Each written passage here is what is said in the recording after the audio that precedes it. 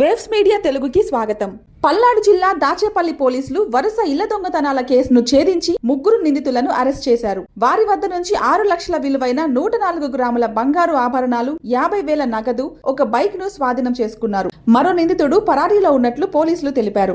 దాచేపల్లి, వినుకొండ, కారంపూడి తదితర ప్రాంతాల్లో తాళాలు వేసిన ఇళ్లను టార్గెట్ చేసి దొంగతనాలకు పాల్పడినట్లు దర్యాప్తులో వెల్లడైంది. చెడు వ్యసనాలకు అలవాటు పడి సులభంగా డబ్బు సంపాదించేందుకే నేరాలకు పాల్పడినట్లు నిందితులు ఒప్పుకున్నారని గురజాల డీఎస్పీ ఎం మహేశ్వరరావు తెలిపారు.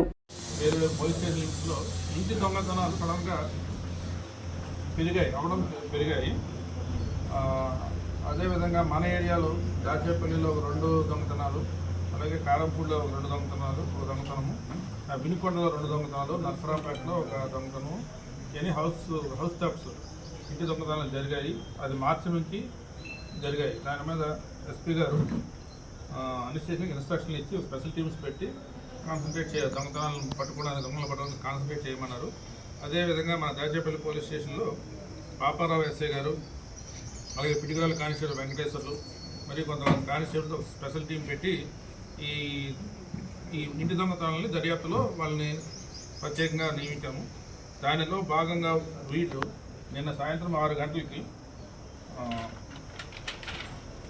ఈ వింటేజ్ టీ స్టాల్ జంక్షన్లో ఒక 2 వ్యక్తులని అనుమానాస్పదంలో పట్టుకున్నారు.